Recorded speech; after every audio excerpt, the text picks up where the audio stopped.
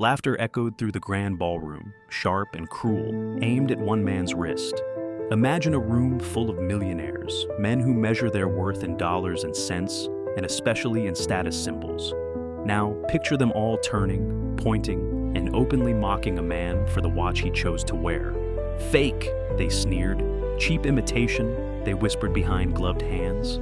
They thought they were so clever, so superior, judging him in an instant by the glint of metal on his arm. But oh, how wrong they were. Because that watch, the one they dismissed with such scorn, was no ordinary timepiece. It wasn't some cheap knockoff. It was a presidential gift, a symbol of extraordinary valor, of selfless service to a nation. And the moment they learned the truth, the laughter died in their throats, replaced by a choking wave of regret. Get ready to see arrogance crumble in an instant. This is the story of a watch, a group of judgmental millionaires, and a revelation that will leave you questioning everything you think you know about value and respect. The City Bridges Charity Gala was an event designed to impress. Held in the grand ballroom of the city's most prestigious hotel, it was an explosion of wealth and extravagance. Crystal chandeliers glittered overhead, reflecting off the polished dance floor, and the champagne flutes clutched in manicured hands. The air thrummed with a low, constant hum, the murmur of hushed conversations, the clinking of silverware, the forced laughter of people accustomed to being heard. This was a world built on appearances, where status was currency, and every detail, from the designer gowns to the vintage wines, was meticulously curated to project an image of affluence and importance. In this rarefied atmosphere, subtle judgments were constantly being made, often unspoken, but always keenly felt. Into this glittering spectacle walked Marcus Jones. He was dressed in a well-tailored suit, appropriate for the occasion, but noticeably less flashy than many of the other men present. He wasn't wearing designer labels or ostentatious jewelry.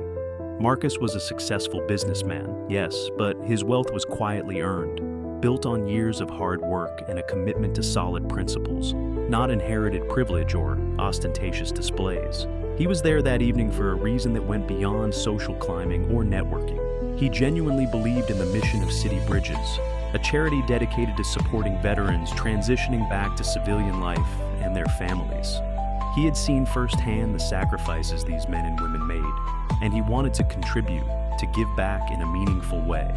As he navigated the crowded ballroom, slightly apart from the swirling social currents, he wore one personal item of significance, a Rolex watch, a classic understated model that held a deep, sentimental value, a gift from his father, now gone. It was a piece he cherished, not for its price tag, but for what it represented: family, legacy, and the quiet strength he carried within himself. Near the crowded bar, Marcus found himself drawn into a small group of men, their voices booming with self-assurance as they dominated the space. They were the very picture of old money, tailored suits that likely cost more than Marcus's car, perfectly coiffed hair, and an air of entitlement that seemed to radiate from their pores. They were in the midst of a boisterous conversation, the topic shifting seamlessly between stock portfolios, exclusive golf clubs, and, inevitably, luxury watches. Businessman 1, a man whose face was as polished as his shoes, noticed Marcus's approach and subtly adjusted his own cuff, revealing a diamond-encrusted timepiece that practically screamed wealth. His eyes then flicked to Marcus's wrist, a slight, almost imperceptible smirk playing on his lips. "Nice timepiece, Jones," Businessman 1 drawled, the words laced with a skepticism that undercut the superficial politeness. "Is that a Rolex?" The question wasn't genuine curiosity, it was a challenge, a subtle probe to assess Marcus's place in their hierarchy of wealth and status. Immediately, the other men in the group turned their attention to Marcus's wrist, their eyes narrowing, their heads tilting slightly as they became amateur horologists, ready to deliver their expert verdicts. Businessman 2, portly and red-faced, leaned in for a closer look, his breath smelling faintly of expensive whiskey. "Ah, a vintage piece," Businessman 2 declared, his voice dripping with condescension. "Very classic." The word hung in the air, heavy with unspoken doubt. "Though," he continued, his tone becoming overtly mocking, "are you sure it's authentic? Looks a bit off, doesn't it, gentlemen?" A ripple of knowing glances and thinly veiled smirks spread through the group. They all leaned closer, feigning expertise, their heads bobbing as they pretended to scrutinize the watch with the intensity of jewelers examining a rare gem. Businessman 3, younger than the others but no less arrogant, stepped forward, his gaze narrowed, his voice dropping to a conspiratorial whisper. Businessman 3 mused, circling Marcus's wrist as if he were a hawk circling prey. The bezel, the markers. Something's not quite right. He straightened up, shaking his head with mock pity. Probably a good replica, though, he chuckled, nudging Businessman 1 with his elbow. Impressive for a tribute. The word tribute hung in the air, loaded with sarcasm. A wave of low, cruel laughter rippled through the group. It wasn't uproarious, not overtly offensive, but it was pointed, calculated, and designed to sting. They weren't just questioning the watch, they were questioning Marcus himself, his taste, his authenticity, his very right to be amongst them. They had, in their shallow, judgmental way, decided he didn't measure up, that he was an imposter in their world of wealth and privilege, all based on a fleeting, superficial glance at a watch they deemed unworthy. The air around Marcus thickened, heavy with their unspoken judgment and dismissive laughter. A flush of heat crept up Marcus's neck, a momentary wave of embarrassment washing over him. He knew the watch was real, knew its history, knew its deep personal significance. For a fleeting second, he felt a childish urge to lash out, to defend himself, to thrust the watch in their faces and shout about its authenticity, about its true value that went far beyond mere dollars and cents. But almost as quickly as the anger flared, it subsided, replaced by a quiet resolve. He wouldn't stoop to their level. Arguing with these men, trying to justify the worth of something they were determined to misunderstand, would be a pointless exercise in vanity. Their mockery said far more about them than it did about his watch, or about him. He straightened his posture, lifting his chin slightly, a subtle shift that conveyed a quiet strength. He met the gaze of Businessman 2 directly, his expression calm and even, betraying none of the sting he felt inside. "It's a watch I value," he stated simply, his voice devoid of defensiveness or anger. It was a quiet declaration of his own self-worth, a refusal to be defined by their shallow judgments. With a smooth, almost imperceptible movement, Marcus subtly adjusted his cuff, allowing it to fall slightly lower, partially obscuring the Rolex from their prying eyes. It wasn't an act of shame or hiding. It was a quiet reclaiming of his privacy, a symbolic shutting out of their petty scrutiny. "Excuse me, gentlemen," he said politely, his tone leaving no room for argument or further mockery. He offered a curt nod, a gesture of dismissal more than farewell, and turned away, smoothly extricating himself from their circle of judgmental laughter. He walked across the ballroom, his head held high, his stride measured and even, leaving the sound of their fading chuckles behind him. He refused to let their shallow snobbery tarnish his evening, or diminish his commitment to the cause that had brought him to the charity gala in the first place. A sudden hush descended upon the ballroom, a ripple of silence spreading through the once boisterous crowd like a wave.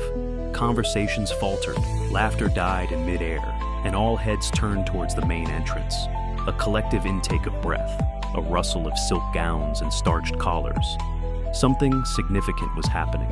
Standing just inside the doorway, framed by the opulent archway, was a figure that commanded attention. He was tall, ramrod straight, and impeccably dressed in a crisp military uniform, adorned with gleaming medals and insignia. His presence was both formal and undeniably powerful, radiating an aura of authority that instantly silenced the room's usual self-important chatter. Whispers rippled through the crowd, hushed and excited, like wind rustling through dry leaves. "Is that military? Who is it?" "Someone important, clearly." The uniformed figure paused for a moment, his gaze sweeping across the assembled guests, a sea of expectant faces. Then, with a measured stride, he began to move purposefully through the ballroom. He didn't acknowledge the outstretched hands or the murmured greetings from the wealthy elite who eagerly sought his attention. He didn't even glance at them. His focus was fixed, his path direct. He bypassed groups of influential businessmen, ignored society matrons fluttering their eyelashes, and walked straight towards Marcus Jones, who stood near the edge of the dance floor, still subtly stung by the earlier encounter. but attempting to regain his composure. The military aide approached Marcus with unwavering purpose, his polished shoes clicking softly on the marble floor, the sound echoing in the sudden quiet. He stopped directly in front of Marcus, his posture ramrod straight, his expression formal but respectful. The air crackled with anticipation. It was clear, undeniably, that this important arrival was for him. The businessmen who had so recently mocked Marcus's watch now watched with mouths agape, their laughter frozen, their smirks replaced by expressions of utter bewilderment. Something significant was unfolding, and they were suddenly and very pointedly out of the loop. Lieutenant Colonel Davies, the military aide, stopped directly in front of Marcus, his posture ramrod straight, his gaze unwavering. He addressed Marcus with a crisp formality that resonated through the hushed ballroom. "Mr. Marcus Jones," he stated, his voice clear and authoritative. "I'm Lieutenant Colonel Davies, representing the office of the President of the United States." A collective gasp rippled through the onlookers. The businessmen, who had moments before been smugly superior, now stood frozen, their faces paling under the weight of the aide's words. "The President," Lieutenant Colonel Davies continued, his voice emphasizing each word with deliberate precision, "sends his sincerest apologies for not being able to attend this evening's gala. However, he specifically asked me to personally deliver something to you." With practiced military precision, the aide produced a small, elegant box, crafted from dark wood and inlaid with a subtle silver trim. He presented it to Marcus with both hands, a gesture of profound respect. Marcus accepted the box, his expression a mixture of surprise and quiet anticipation. The ballroom held its breath, every eye fixed on the unfolding scene. Inside the box, nestled on a bed of velvet, lay a rolled certificate and a folded letter. Lieutenant Colonel Davies carefully lifted the certificate, unrolling it with a practiced flourish, revealing the unmistakable presidential seal emblazoned at the top. He began to read aloud, his voice ringing with official weight and solemnity. "To Marcus Jones," he intoned, his voice carrying across the silent room, "for extraordinary acts of bravery and selfless service to his nation, going above and beyond the call of duty in circumstances of extreme peril and demonstrating unwavering courage in the face of adversity." The aide paused, his gaze lifting from the certificate to meet Marcus's eyes, then sweeping across the stunned onlookers. He continued, his voice now imbued with a deep respect. "This Rolex watch, a symbol of American excellence and enduring strength, is presented as a token of our deepest gratitude and profound respect for your exceptional heroism and unwavering commitment to the ideals of service and sacrifice. Signed, the President of the United States." The words hung in the air, heavy with unspoken meaning. The truth, stark and undeniable, had been revealed. The cheap, fake Rolex, the object of their scorn and laughter, was a presidential gift, a tangible symbol of valor and sacrifice, awarded for acts of heroism that dwarf the petty concerns of wealth and status that consumed these men. Marcus stood quietly, holding the certificate, a faint flush of humble pride rising on his cheeks. He glanced down at the Rolex on his wrist, the gleaming metal now imbued with a different kind of significance, a weight far heavier and more meaningful than mere monetary value. Around him, the reaction was palpable. The businessmen who had so confidently mocked Marcus were now visibly reeling. Their faces were masks of utter shock, disbelief, and dawning horror. Their laughter had been exposed as not just rude, but breathtakingly ignorant. Their shallow judgments, their obsession with superficial status, had led them to publicly humiliate a man of true, immeasurable worth. The weight of their monumental misjudgment and the true value of the man they had so readily dismissed crashed down upon them with crushing force. The stunned silence in the ballroom stretched, broken only by the faint rustling of the presidential certificate in Marcus's hand. Then, slowly, awkwardly, the businessmen who had so readily mocked him began to approach. The arrogance that had defined their earlier demeanor was completely gone, replaced by a palpable sense of sheepishness and deep embarrassment. They shuffled forward, their polished shoes scuffing against the marble floor, their usual booming voices reduced to hesitant murmurs. Businessman 1, the initial instigator of the mockery, stepped forward, his face flushed a deep crimson. He avoided direct eye contact, his gaze fixed on the floor, his usual confident swagger completely absent. "Mr. Jones," he mumbled, his voice barely audible above the low hum of shocked whispers around them. "Captain Jones, sir." He finally managed to meet Marcus's eyes, his expression contorted in a mixture of shame and regret. We had no idea." Businessman 2, his earlier laughter now a distant, shameful memory, stepped up beside him, stammering an apology. "Your watch, a gift from the president, for heroism." He shook his head slowly, his voice thick with disbelief. "We are deeply ashamed of our behavior. We made a terrible, terrible assumption." Businessman 3, usually the most glib and sarcastic of the group, simply stood silently, his face a mask of mortification, offering a jerky, almost involuntary nod of apology. Marcus listened to their stammered words, his expression remaining calm and composed. He felt a flicker of satisfaction, a quiet sense of vindication, but no urge to gloat or revel in their humiliation. He had never sought revenge, never wanted to see them squirm. He simply wanted to be recognized, to be seen for who he was, beyond superficial judgments and petty snobbery. He accepted their apologies with a quiet nod, his voice even and devoid of any trace of bitterness or triumph. "Thank you, gentlemen," he said, his tone measured.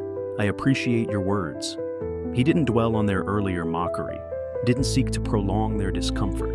He simply acknowledged their apology and, with a subtle shift in his posture, redirected the conversation back to the purpose of the evening.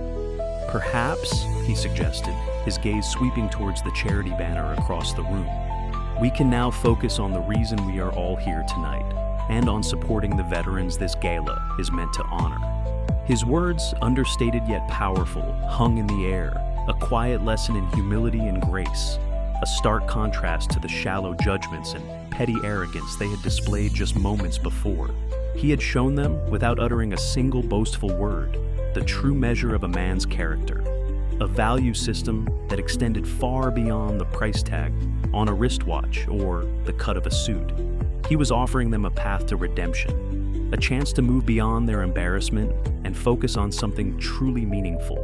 The choice, however, was theirs.